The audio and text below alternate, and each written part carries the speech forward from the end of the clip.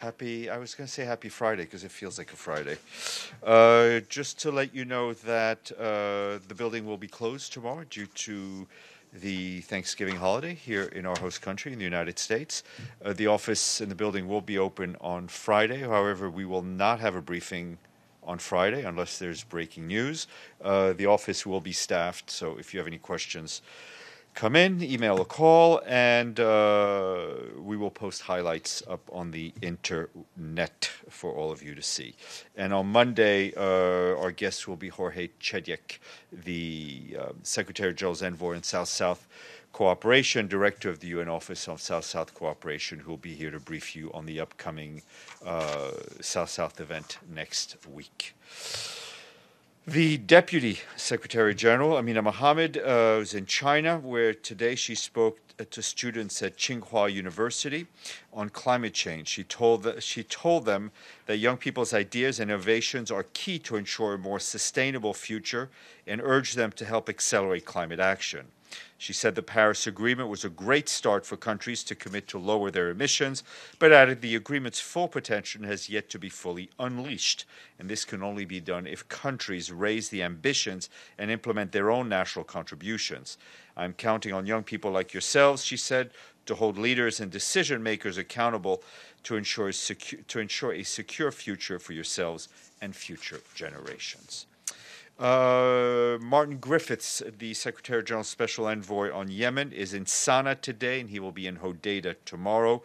He seeks to finalize the arrangements in the lead-up to the talks in Sweden and to revisit a UN supervisory role for the port and to draw attention to the continued need for a pause in the fighting. I know we talked about a possible briefing by him and Lise Grande. We're working on that. If that happens, it'll be tomorrow, but it'll be done through your colleagues in Geneva, as they will be working and not celebrating Thanksgiving. Turning to Syria, our humanitarian colleagues remain deeply concerned by reports of hostilities throughout the northwest, including in areas believed to be in or near the demilitarized zone that are affecting the protection and safety of civilians. Clashes in several areas between Syrian government forces and non-state armed groups have reportedly resulted in several civilian casualties as well as temporary displacement. This includes reports of fighting in southern rural Aleppo governorate and shelling in northern Aleppo and eastern and southern Idlib, as well as northern Hama governorate. With 3 million women, children, and men in Idlib and surrounding areas at risk, an escalation of hostilities in northwest Syria must be averted at all costs. Failure to do so will bring about humanitarian suffering at a scale not yet seen in the conflict. The United Nations continues to urge all parties to respect their obligations under international humanitarian law, to protect civilians and civilians' infrastructure, and to exercise maximum restraint. The humanitarian coordinator for Libya, Maria Ribeiro, has expressed regret over the turn of events in the port of Misrata, where 79 refugees and migrants who had remained on board a commercial vessel since November 10th were yesterday forced to disembark. In a statement, she said, since the onset of the impasse, the humanitarian community has provided assistance daily to alleviate the suffering of the people on board and has strongly advocated for a peaceful solution to the situation, including with refugees and migrants themselves. The humanitarian coordinator called for alternatives to detention to be implemented in Libya, for the transfer of individuals from disembarkation points to appropriate reception facilities, for assistance in screening, and for continued humanitarian access to all individuals forcibly disembarked. And our colleagues at the Office of the Coordination of Humanitarian Affairs report that urgent humanitarian concerns remain in Cameroon, with at least 437,000 people currently displaced in the southwest, northwest, and in neighboring departments due to hostilities between armed groups and security forces. The humanitarian presence and response is slowly increasing in the impacted areas, with priority given to southwest region, with 246,000 internally displaced people. OCHA has strengthened its capacity in Cameroon, while other humanitarian agencies are establishing presence in 2 regions.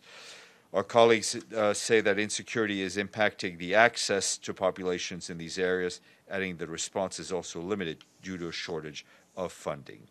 And you saw that yesterday we issued a statement from the Secretary General condemning the attack targeting Afghans gathered in Kabul to celebrate a day of special religious significance. The Secretary General said the deliberate targeting of civilians is a clear violation of international humanitarian law and that every effort should be made to bring the perpetrators to justice. And today is World Television Day, which celebrates not the tool, but the philosophy it represents. Television represents a symbol for communication and globalization in the contemporary world. TV is also an important impact on the process of decision-making and is a major tool in informing, channeling, and affecting public opinion. And I sometimes feel I'm on a TV reality show here. But you're part of the cast as well, so you get to ask questions. Edie Lederer. Thank you, Steph. A question about Martin Griffiths' visit. Is one of his aims to try to reinstate the ceasefire that had been somewhat in effect before this week? And will he also be talking to the Saudi-led coalition? Martin is in contact with all the parties. Obviously, he has specific interlocutors on his trip to Sana'a. And he is, as I said, drawing attention to the continued need for a pause in the fighting. We would want to see the fighting stop. And then he will be going on to Hodeidah to focus his attentions there. Yes, ma'am. Yeah, I saw a news just right now about Mattis saying that there will be consultations on Yemen in the very beginning of December. Do you have this information? Who said there would be consultations? Pentagon's head of Pentagon. I don't know. I can consultations here. Sweden. Oh, it's Sweden. We've seen. No, sorry about the. We've seen the various reports. Obviously, the situation remains delicate, to say the least. So when we have something to announce on these diplomatic talks, we will. But yes, go ahead. Yes, Steph. Can you please share a little bit more light with yesterday's when was the talk with the Secretary General and Mr. Çavuşoğlu, Foreign Minister of Turkey, especially in the light of Mr. Khashoggi's murder? What does the Secretary General knows more than he knew before, and what is his new position on that? No, I mean, I think we had an extensive discussion on this on Monday. His position has not changed since then. What about his talks regarding that with Mr. Çavuşoğlu? No, I said we had an extensive discussion in this briefing room on Monday about that meeting, and nothing has changed since then. Betul. Two questions, Stéphane. One follow-up on the Khashoggi case. When the Secretary General had a meeting with the Turkish Foreign Minister, there was a call by Turkey, an international call, but they did not ask or send an official request. Did the SG ask the Foreign Minister whether they would request an international investigation? And is the UN concerned that if there was an investigation by the UN, the Saudis would withhold hundreds of millions of dollars funds? And a second question on Yemen.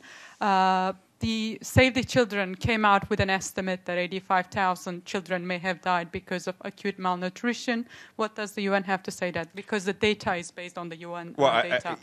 I think, again, as if we needed another reminder as to why we needed peace in Yemen. It's exactly that. I think David Beasley gave a very vivid description of his interaction with starving children when he was here in this briefing room. The suffering of the Yemeni people is clear and for all to see. What we need is the political will from all parties to not only stop the fighting but to engage in talks with Mr. Griffiths to try to find a political solution to the issue. On the international investigation, I think, again, as I told Errol, we've said what we've had to say. We have not received an official request. It's up to a member state to submit an official request. No official request has been given. I'm not going to speculate on the Saudi bit, but what is clear in any international investigation, if it is to be effective, it needs the cooperation of all member states. Benny and then Abdelhamid, sorry. She took your question. No, he yields to you, Benny. He yields to you. Okay, it is a day of Thanksgiving, after all, right? Yes, go ahead. Giving thanks. Everybody thanks each other. We're all thankful for being here. I thank you. So, Steph, two questions. One is about Interpol. Do you have anything about that? No, Interpol, as you know, is not part of the UN system. It's an important intergovernmental body, but it is not part of the UN system. But does the Secretary General, because usually he congratulates things that happen outside of the UN realm or notes or takes notes or whatever? We work with Interpol, and we are obviously delighted that Interpol has a new president. But as I said, the process which the members of Interpol arrived at their decision is one that does not involve the United Nations in any way.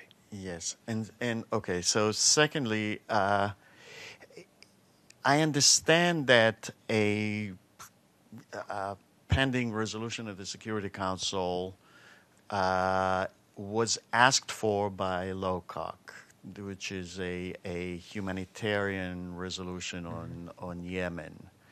And the question is, does it make sense to have a humanitarian resolution pending a political resolution, meaning, are we putting the horse before the cart here? I think it's up to the member states to make sense of what they want to do. What is important for us is to have the Security Council speak in one voice in support of the UN's action, both political and humanitarian. But as far as the UN, you have Griffith, you have LOCOC. Does it make sense for LOCOC to have a resolution before Griffith is moving? The resolution is not a resolution of a particular senior UN official. It's a resolution of the Security Council. Pam. Just on that, thanks. Just on that front, all three briefers last Friday, LOCOC, Griffiths, Beasley, called for some kind of truce, whether it's the resolution or not. And in fact, Beasley specifically said it's up to the states to come up with a resolution. But it has been delayed.